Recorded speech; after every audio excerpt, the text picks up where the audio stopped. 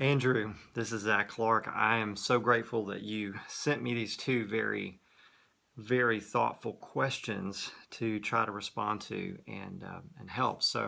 I've got them here and want to review the questions and then share with you my thoughts. And my hope would be that this is really an investment in you, that you can take these ideas and begin to flesh these out a little bit.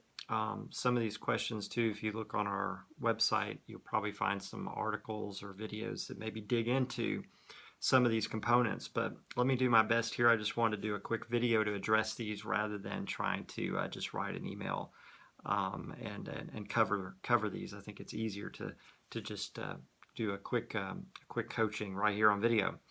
The first question: how do I continue to inspire my staff, who's been with me from the beginning, several years ago, as we've hit this ceiling, this lid in the ministry? How do I recast the vision, help motivate them to not only keep going, but to reinvent themselves and to work even harder and smarter? Great question.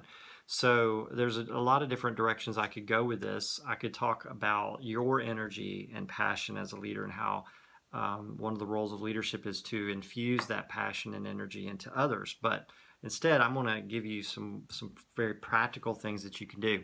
One of the best ways to re-engage energy from a team is to go through a process of planning. And it doesn't have to be a very complicated process, but and the plan itself doesn't even have to be that ingenious. But the process itself, the process of planning, actually has tremendous value, maybe even more valuable than a written plan. So I think re-engaging your team to really think about your vision for what you're trying to accomplish in the lives of people. So not the vision for the organization, the ministry, but the vision for what you want to see happen in the lives of people.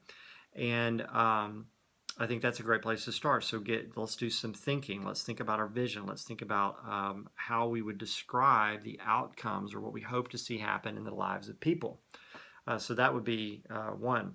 Another thing that you can dig into in a planning process like this that's pretty simple is get the team thinking about how to develop team skills. Instead of just everybody's working individually, what are the team skills? What does it look like for us to work and function as a team? And a good way to do that is to get people aware of their own strengths and aware of the strengths of other team members.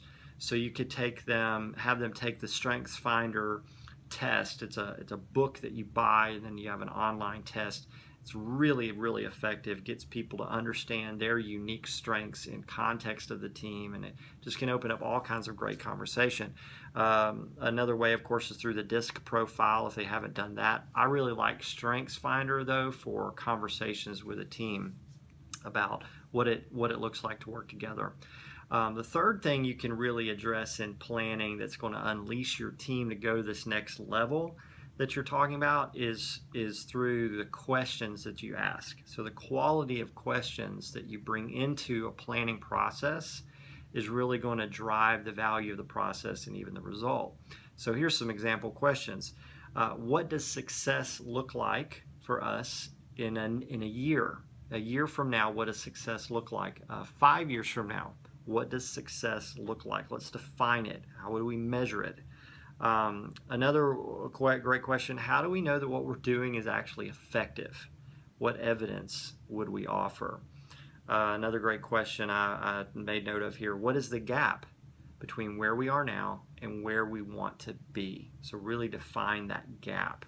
A lot of times we'll just say we want to get better. Well, what's the gap? Here's where we want to be. Here's what success looks like in a year or 5 years. Here's where we are now. How do we define the gap?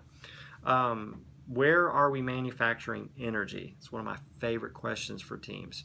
What I mean by manufacture energy is where are we doing some work and we kind of have to take a deep breath before we do it, or we're trying to crank ourselves up to have to do this one more time. It's a very insightful question to help you know where people are getting worn down or where things might need to be changed or upgraded. Another great question: what do we need to start doing? Another one is, what do we need to stop doing? And then what can we do better as a team. So rather than what do we need to do better individually, what is it that we can make better by working together as a team? I think sometimes that we forget that God calls us together to work together because together we are better. It sounds like a cliche, but it's like we miss this. That the goal of a team is not to have 1 + 1 + 1 = 3. It's to have 1 + 1 + 1 = 10 or 20. That we are able to accomplish things more effectively by working together as a team. So those are a few thoughts about a planning process and conversations to have with your team. Your second question is, what are some ways I can best pitch involvement to new volunteers and donors? How do I tell the story in a way that compels them to get involved rather than just seeing what we're doing as effective? There's that tendency when you're doing some good work for people to say, as you were putting your question, how do I move people from, well, keep up the good work, to I've got to be a part of that? So it's a great question.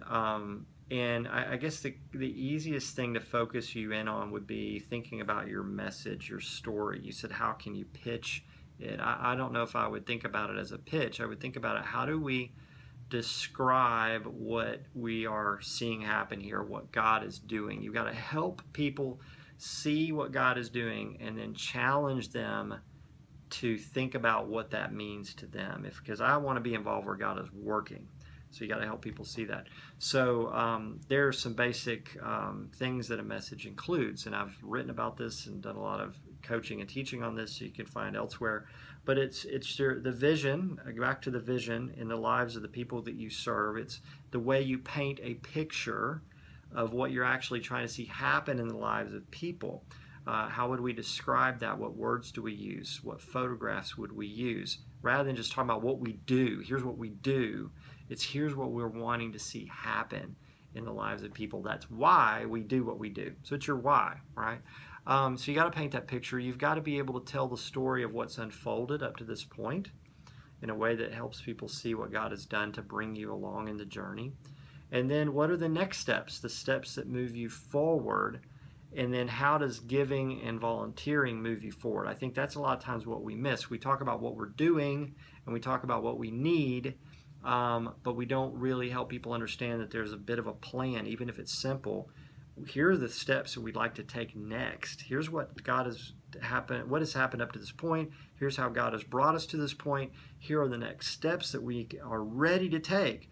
But we need your help. We're asking you to give to move us forward. We're asking you to volunteer, provide leadership, get involved to move us forward. People want to be a part of winning and moving forward.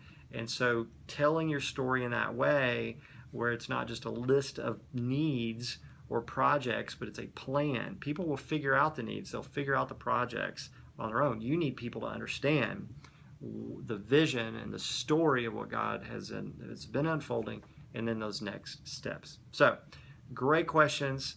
Gave me the opportunity to really dig in a little bit, give you some practical things. Hope you can apply this and encourage you to take some serious steps about this. Don't worry about it being perfect or having to be some sort of huge convoluted process. Focus on asking the right questions, and that will unleash people's innovation and creativity and energy and excitement again as they think about the vision and the gap and the next steps. And I really look forward to hearing from you more in the future, so you can keep me posted on how things are going. Okay, Andrew, thank you so much.